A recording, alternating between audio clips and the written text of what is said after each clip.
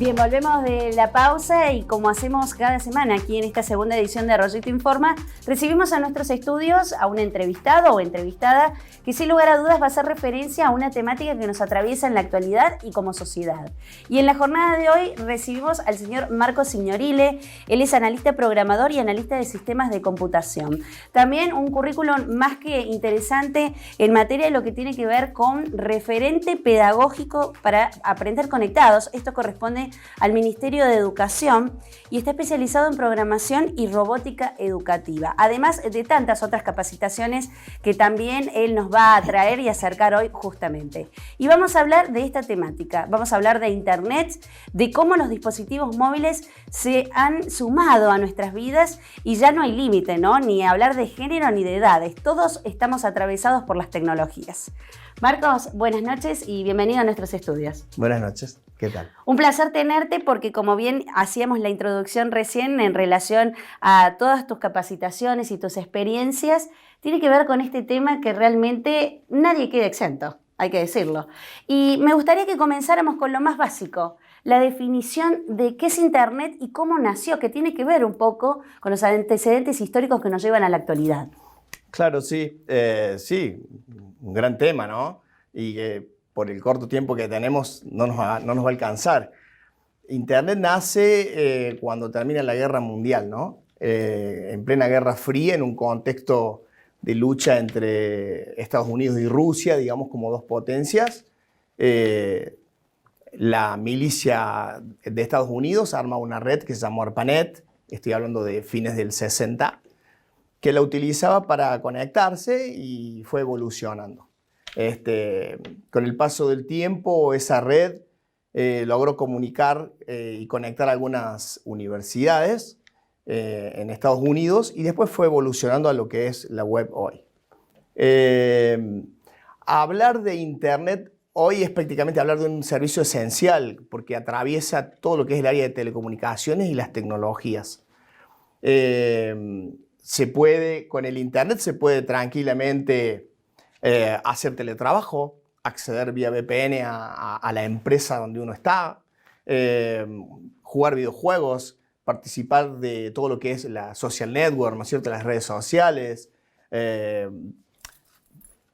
hacer capacitaciones, es decir, todo lo que tiene que ver con e-learning, ¿no?, la capacitación electrónica, transacciones bancarias, administrar remotamente otros equipos, operar robots, manejar cámaras. O sea, es infinidad la cantidad de servicios que hoy presta Internet. Nace en un principio, hoy, si usted agarra cualquier publicidad, se va a encontrar con que hablan de la web 2.0, lo que implica que tuvo que haber una web 1.0. Al principio, esta red mundial de redes, es una red mundial de redes de computadoras y de dispositivos. Hoy ya no solamente son computadoras quienes acceden al servicio de Internet, sino un montón de dispositivos. Esta red mundial al principio tenía una concepción de trabajo, una filosofía muy sencilla. Un desarrollador generaba contenidos de hipertexto, que son unos archivitos muy pequeños, también llamados páginas web. Estos archivitos se cargaban en un servidor y la gente los consumía. Es decir, estaba centralizado desde el programador hacia la persona que lo consume el contenido. Año 2000, más o menos, hay una concepción y un cambio tremendo en el Internet que le llaman el Internet de las cosas, que tiene que ver ya con la participación de la gente en el Internet. Es decir, ya no programa el desarrollador, sino que todo el mundo también desarrolla. ¿De qué manera? Cuando usted se mete en una red social y postea una foto, escribe, usted está programando a través de un asistente. Entonces ya se descentralizó y esa concepción es la actual, ¿no? No programa una persona, sino que todos programamos y eso la descentraliza. Bien. La descentraliza de tal manera que se llenó y se puso muy difícil poder encontrar todos los sitios. Hasta el punto que hay sitios que buscan sitios. De allí, ¿no es cierto?, Google como el más enorme, ¿no? Bien. Eso es básicamente, digamos, la evolución del Internet a hoy, y que todavía sigue, ¿no? Hoy el Internet de las cosas, que va a permitir, en países que ya hace rato que está, que prácticamente la heladera nos avise cuando esté el hielo hecho. Toda esa conectividad se da a través del servicio de Internet. Bien. Y todo lo que es telecomunicaciones. O sea, usted hoy, cuando habla por teléfono, antes se creaba un vínculo entre el teléfono y su receptor a través de distintos enlaces. Hoy no. Hoy eso que se llama VoIP, Voice over IP, hace que se generen datagramas electrónicos que van por los distintos servidores. Por eso las tarifas son planas. De hecho, esa información binaria se va repitiendo y a través de los distintos hosts, los distintos puntos por los que va atravesando esos datagramas, y hace que usted a veces también cuando habla escucha que que la misma voz de uno se repite. Eso es una cuestión que tiene que ver con la repetición de lo digital. Pero en realidad hablar de Internet hoy es hablar prácticamente de todos los servicios. No hay prácticamente ningún servicio que prescinda de la Internet. IPTV, lo que usted quiera, o sea, lo que usted me nombre, tiene atravesado el servicio de Internet y las tecnologías, ¿no?, que dependen de ello. Bueno, viste que la gente por lo general siempre tuvo la necesidad de entretenerse, ¿no? Es una gran industria. El advenimiento de lo digital permitió que tuviésemos dinosaurios metidos en la pantalla.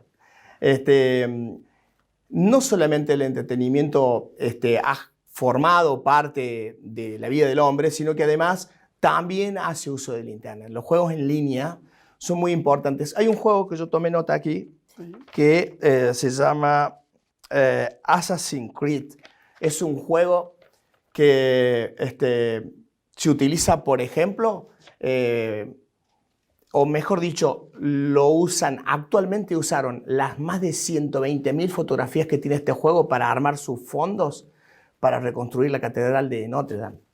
¿Sí? O a través del Age of Empires, otro juego muy importante que te permite conocer la historia de Juana de Arco. Es decir, hasta en el entretenimiento, de hecho, la programación y la robótica educativa tienen que ver con el entretenimiento enfocado en el aprendizaje. Bien. Bueno, y hablar de entretenimiento, bueno, redes sociales, ¿sí?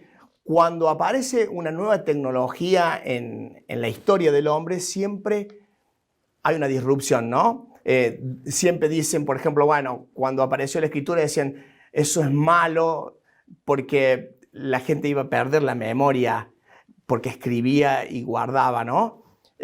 Bueno, todo lo que es los juegos en sí, la tecnología en sí, teniendo en cuenta el contexto actual, hoy se puede aprovechar para enseñar, para aprender y no solamente para entretener. Bueno, continuando, digamos, un poco esta línea de lo que voy haciendo, porque me voy yendo para todos lados, fíjese un detalle puntual, ¿no?, que tiene que ver con las redes sociales y con un montón de cosas que pasan detrás de nosotros y que algunos no toman una conciencia real. La Big Data, ¿no? La Big Data que nos posibilita sacar información de toda la metadata de los archivos. Pongo un ejemplo concreto. Bien. Yo estoy en mi casa, me saco una foto desayunando, esa foto tiene, además de la información de los mapas de bit que corresponden a la imagen, tiene información por detrás. Por ejemplo, la geolocalización, la fecha y la hora en que se crea ese archivo y todo lo demás. Si yo me vengo a trabajar y me saco nuevamente una foto en el trabajo, se puede barrer toda esa información y se puede saber, por ejemplo, cuánto tiempo tardé en venir a trabajar desde tal geolocalización hacia la otra. Y esa información es la que se utiliza mucho, porque, por ejemplo, para hacer campaña, los políticos podrían utilizar esa información sabiendo que si ocupé no más de 20 minutos en venir desde mi casa hasta acá, sabiendo la distancia que hay, los caminos están en buen estado. ¿Se entiende? De esa manera, el Big Data consigue meterse en el mundo, por ejemplo, de la política, que hay casos, ¿no?, en el cual Cambridge Analytica termina vendiendo la información a través de Facebook a Donald Trump y también al presidente de Brasil. Es decir, este servicio, todo este manejo de información es inalcanzable en cuanto a los recursos. Por ejemplo, Twitter, un 7% de Twitter genera contenidos y el resto los consumimos. ¿Y qué consumimos? Hacer un clic, hacer un like, ¿no? Y esa información después se recaba. Bien. Por ejemplo, ¿no? Como para poner algo enorme que pasa y que tiene que ver con algoritmos de inteligencia artificial que nos llevan a que cada vez haya más conocimiento por detrás de nosotros. Por eso a veces uno, cuando está en la escuela, le pide a los chicos que no publiquen tanta foto donde se ve la ventana, donde se ve un montón de cosas, porque hay mucha información que después se puede utilizar, ¿no? De hecho, en lo que tiene que ver con el fraude electrónico, existe una técnica que se llama técnica de phishing, que es puntualmente suplantar la identidad. Es decir, yo te hago creer a vos que te metes a tu cuenta bancaria, te muestro una interfaz exactamente igual, utilizo tus datos para loguearte y después me quedo en tu cuenta. Y si yo te saco de a centavos, esos centavos vos no los vas a percibir y yo puedo hacer eso de manera automática en millones de usuarios. Eso no estaba regulado, felizmente con el paso de los años hay ya legislación sobre lo digital, pero también hay altísimos riesgos, ¿no? Bueno, todo eso se lo puede tomar como positivo y como negativo. Es decir, las redes sociales nos dejan de manera, nos ponen a todos en el mismo nivel, pero tienen algunas desventajas. En el plano de lo educativo, que vos sos capacitador constante, ¿cómo ves la escuela, ¿no? En esta situación? Que algo ya adelantaste, como la pandemia aceleró los tiempos. Sí. Yo creo que si no hubiésemos tenido las comunicaciones que tenemos hoy, la pandemia nos hubiese dejado peor. Yo soy un gran defensor de la escuela.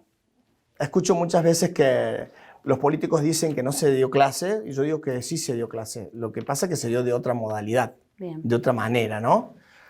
La verdad que sinceramente haber tenido que acudir a las capacitaciones electrónicas, a las plataformas de capacitación, fue un golpe fuerte para muchos docentes que necesitaron incorporar eso y que tenían que realmente usarlo porque no había otra forma de llegar a los niños, ¿no? Bien. A los niños y a los adultos. Sí, sí. Eso trajo algunas cosas importantes. Por ejemplo, hoy se usa y se habla mucho en pedagogía de lo que es aula invertida.